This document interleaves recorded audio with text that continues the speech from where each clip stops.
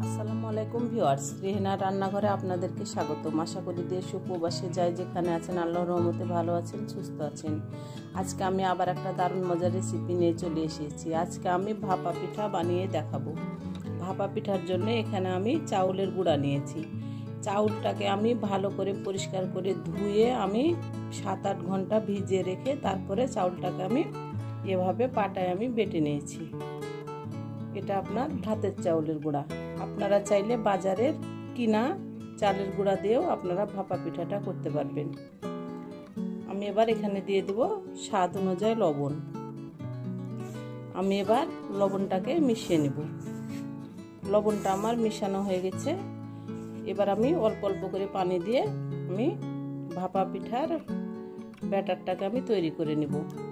এখানে আপনার একসঙ্গে পানি দেওয়া যাবে না, তাহলে আপনার আটাটা দলা পেকে যাবে, এবং আটাটা যদি দলা পেকে যায় তাহলে ভাপা পিঠাটা খেতে ভালো লাগবে না। আমি এভাবে অল্প অল্প করে পানি দিয়ে আমি ব্যাটারটাকে আমি তৈরি করে নেব। ব্যাটারটা আমি ভালো করে মেখে নিয়ে একেবারে ফিরে আসছি। ব্যাটারটা আমার তৈরি হয়ে গেছে। এভাবে আপনার মুঠ বুঝলে আটাটা এভাবে দলা পেকে থাকবে, ঝরঝরে হয়ে পড়ে যাবে না। তারপরে আটাটা এভাবে যদি আপনি নেন, এভাবে দেখলে আমার ব্যাটারটা খুব সুন্দরভাবে আমার তৈরি হয়ে গেছে। আপনারা চাইলে এটা হাত দিয়েও ঝরঝরা করে নিতে পারেন, এভাবে দলাগুলা ভেঙে নিতে পারেন। ভাপা পিঠার আটাগুলা এই ছাকনা দিয়ে আমি এভাবে আমি ভালো করে আমি চেলে নেব।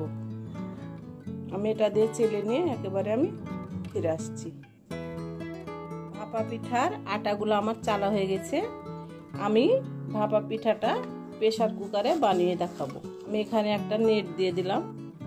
আমি এবার আটা দিয়ে দেব। ভাপা পিঠাতে অবশ্যই আপনাকে খেজুরের গুড় ব্যবহার করতে হবে। আপনি যদি ভাপা পিঠাতে খেজুরের গুড় ব্যবহার না করেন তাহলে আপনি ভাপা পিঠার আসল টেস্ট পাবেন না। আপনার ইচ্ছা হলে আপনি নারিকেল দিবেন, নইলে আপনি নারিকেল না দিলেও চলবে, কিন্তু আপনাকে খেজুরের গুড়টা অবশ্যই ব্যবহার করতে হবে। গুড়টা যার যার ইচ্ছা, কেউ বেশি গুড় খেতে পছন্দ করেন, আবার কেউ কম গুড় খেতে পছন্দ করেন। গুড়টা ইচ্ছা মতন দিয়ে নেবেন। ভাপা পিঠার আটাটা আপনি চেপে বসাতে যাবেন না, এটা আপনার হাত দিয়ে আস্তে আস্তে করে আপনাকে বসিয়ে দিতে হবে। আমি এই একটা কাগ নিয়ে নিয়েছি।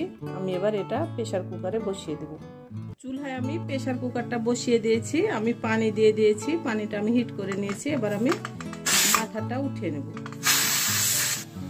আমি প্রেসার কুকারের মাথাটা উঠিয়ে নিয়েছি। এবার আমি ভাপা পিঠাটা বসিয়ে দিলাম। আপনার এভাবে আপনি যদি ভাপা পিঠা বানান, আপনার 1 মিনিটে একটা করে পিঠা হয়ে যাবে। এভাবে পিঠা বানালে পিঠা বানাতে বেশিক্ষণ সময় লাগে না। আমি পিঠাগুলা বানিয়ে নিয়ে ফিরে আসছি। ভাপা পিঠাটা আমার হয়ে গেছে। আমার এটা খুব সুন্দরভাবে হয়ে গেছে। আমি এবার পিঠাটাকে উঠিয়ে নেব। একদম সহজ উপায়ে আপনি এভাবে ভাপা পিঠাগুলা বানিয়ে নিতে পারেন। আমি সম্পূর্ণ পিঠা বানিয়ে নিয়ে ফিরে আসছি। দেখুন, এটা আপনার তেল ঢালা কাক, এটা কাক বলে এটাকে, তেল ঢালা কাক। এটার মধ্যে আমি এভাবে নেটটাকে আগে দিয়ে দেব। আমি নেটটাকে দিয়ে দিলাম। এবার আমি এর মধ্যে ভাপা পিঠার আটাগুলা দিয়ে দেব। আমি ভাপা পিঠার আটাগুলা দিয়ে দিয়েছি। এবার আমি এর মধ্যে গুড় দিয়ে দেব। গুড় দেওয়া হয়ে গেছে। এবার আমি এটার উপর আটা দিয়ে দেব। আমি গুড়ের উপর আটা দিয়ে দিয়েছি। এটা আপনার চাপা যাবে না, এটাকে আপনাকে আলতো হাতে এভাবে আপনাকে ঢেকে দিতে হবে। এভাবে আমি এবার বসিয়ে দেব। এবার আমি পিঠাটাকে বানিয়ে নেব। ভাপা পিঠাটা আমার হয়ে গেছে। দেখুন, এটা খুব সুন্দরভাবে হয়ে গেছে। এবার আমি উঠিয়ে নেব। এটাকে আমি উঠিয়ে নিলাম, ঢেলে নেব। আমি পিঠাগুলা সব বানিয়ে নিয়েছি। এবার আমি আপনাদেরকে পরিবেশন করে দেখাচ্ছি। দেখুন, আমার পিঠাগুলা কি সুন্দরভাবে বানানো হয়ে গেছে। আমি আপনাদেরকে একটা ভেঙে দেখাচ্ছি। সুন্দরভাবে বানানো হয়ে গেছে। হয়ে গেছে আমার পরিবেশন করা। আশা করি আমার রেসিপিটা অবশ্যই ভালো লাগবে। যদি ভালো লাগে তাহলে আমার চ্যানেলটিতে লাইক কমেন্ট শেয়ার করতে ভুলবেন না। বেশি বেশি করে সাবস্ক্রাইব করার অনুরোধ রইল। তাহলে আজকের মতো এখানে বিদায়, আবার অন্য কোনো রেসিপি নিয়ে আসবো। সবাই ভালো থাকবেন। আল্লাহ হাফেজ।